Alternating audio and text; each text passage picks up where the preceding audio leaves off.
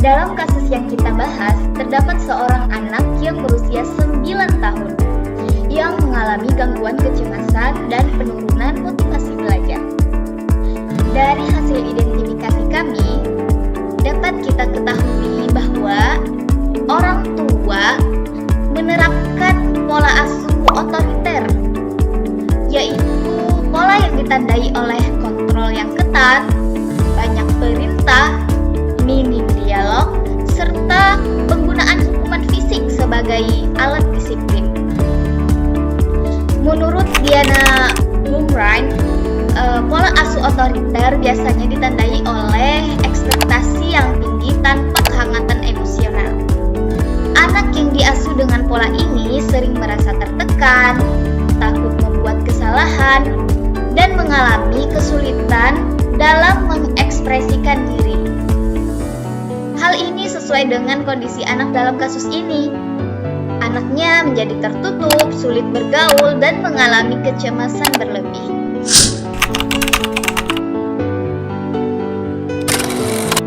Dalam kasus ini, guru dan tetangga sudah menyadari adanya perubahan perilaku pada anak. Hal ini menunjukkan adanya fungsi kontrol sosial yang dijalankan oleh lingkungan sekitar. Sayangnya, meskipun masyarakat sudah menyadari adanya perubahan tersebut, belum ada intervensi nyata atau pendekatan langsung kepada orang tua. Padahal, dalam teori ekologi perkembangan anak, menurut Brun van Brunner, lingkungan sekitar seperti tetangga dan sekolah merupakan bagian dari mesosistem yang berpengaruh langsung pada perkembangan anak. Ketika masyarakat bersikap pasif, anak akan kehilangan dukungan sosial yang seharusnya bisa mengurangi dampak negatif dari pola asuh yang diterima oleh anak di rumahnya.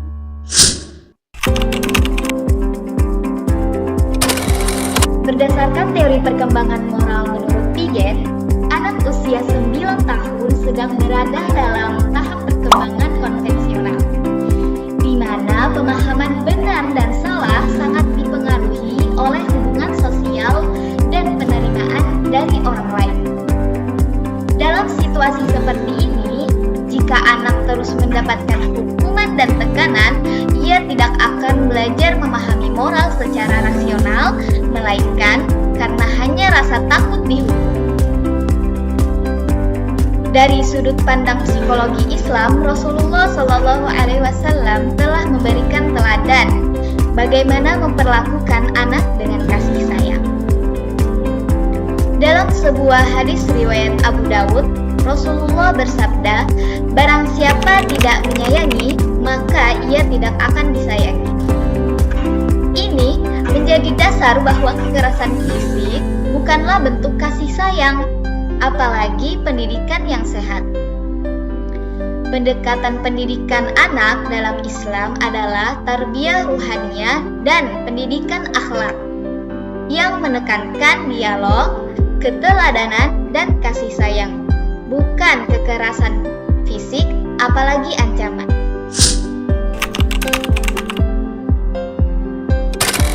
Solusi dan saran yang kami tawarkan dalam kasus ini, yang pertama adalah pendekatan dakwah kultural kepada orang tua. Daripada langsung menyalahkan atau menghakimi orang tua, pendekatan yang lebih tepat adalah dengan dakwah kultural, masuk ke ranah budaya dan kebiasaan masyarakat. Pendekatannya dilakukan secara halus lewat tokoh masyarakat, ustadz lokal, atau forum RT. Edukasi bisa disisipkan saat arisan warga atau pertemuan warga. Tujuannya untuk mengubah cara pandang orang tua tanpa membuat mereka merasa dihakimi atau dipermalukan. Yang kedua yaitu program parenting berbasis keislaman, mendorong sekolah, masjid, atau lembaga sosial untuk mengadakan pelatihan parenting Islami, misalnya dengan mengadakan pelatihan dengan tema mendidik anak dengan cara Rasulullah, atau mendidik anak soleh tanpa kekerasan. Yang ketiga yaitu pemanfaatan media edukatif dengan mengedarkan video pendek, pamflet atau poster yang berisi tentang pola asuh orang tua seperti perbandingan antara pola asuh demokratis dan pola asuh otoriter.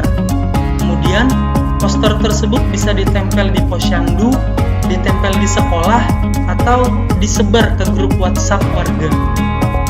Yang keempat yaitu konseling keluarga kolaboratif. Dengan memanfaatkan konselor atau psikolog anak, maka bisa melibatkan orang tua dan anak dalam sesi konseling.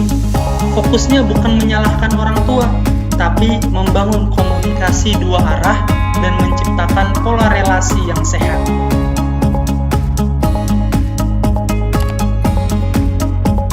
Studi kasus ini memperlihatkan bahwa pola asuh yang otoriter dapat berdampak serius terhadap perkembangan emosi dan moral anak.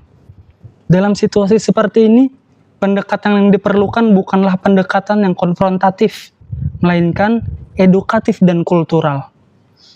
Dakwah kultural dapat menjadi jembatan untuk mengubah pola pikir orang tua melalui ruang-ruang sosial yang akrab dan tidak mengancam.